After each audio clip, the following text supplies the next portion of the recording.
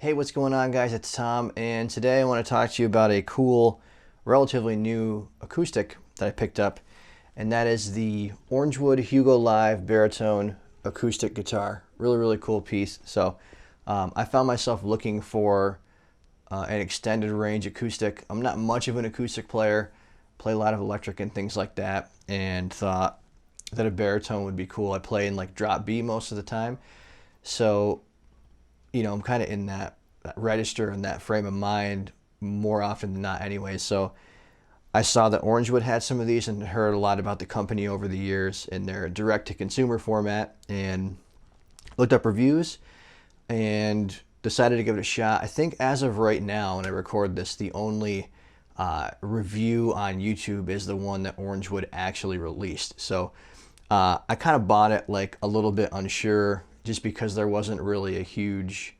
amount of samples to listen to see what it was going to sound like. But it was a good buy. It sounds great. So what I want to do now is just shut my mouth and get to playing this thing and show you guys a little bit about what it sounds like. So keep in mind, I'm not a great acoustic player. I play a lot of electric, riffy, metal kind of stuff. So very basic, some chording and things like that, just to give you an overall sort of footprint on what this thing sounds like. So I'm going to set it up with my Acid Origin condenser microphone and see what it sounds like. So let's check it out.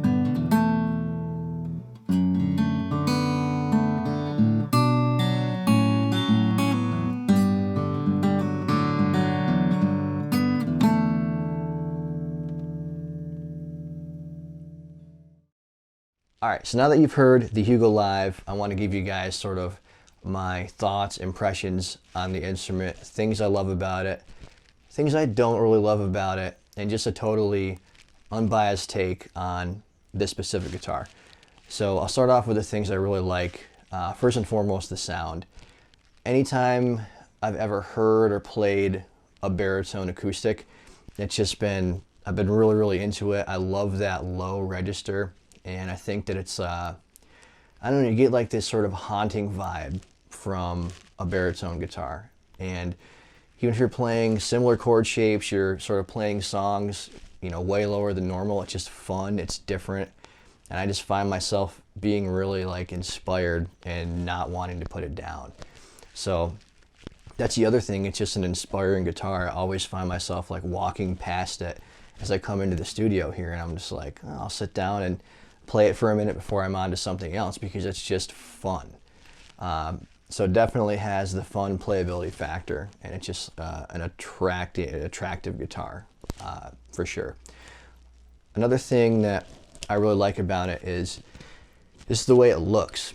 Nothing crazy going on, of course, but it just is, you know, it doesn't look like a cheapo guitar at all. You know, it's laminate back and sides, solid spruce top, and, you know, it looks like a guitar that would cost way more than it did, which is really cool. I like the look of the tuners, for sure. I think those are really neat.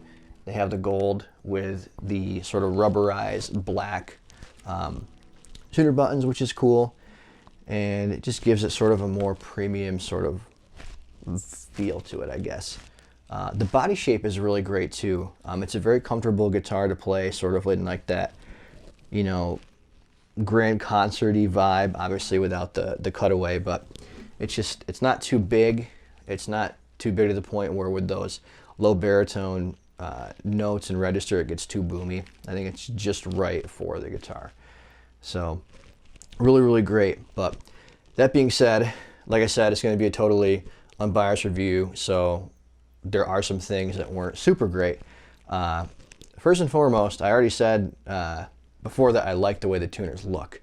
Now, functionality wise, they're the thing I dislike most about this guitar, for sure. So I don't know if it's just the ones that are on this specifically aren't great, or maybe they're not optimized for the tension and the big strings of the baritone strings, or what the scoop is. But when you go to tune these specifically on the lower 3 strings, a lot of times they almost like kind of like it almost feels like they're just grinding, you know, like they're not really smooth at all. So I find it sometimes a little bit tough to get it just in tune, because it's kind of jumping around. It's almost like the same vibe as when the string's sort of binding in the nut, but it's not. I mean, you might even be able to hear, you can hear that it just clicks immediately. So it's almost like they're just like not lubricated or something. So a little bit weird.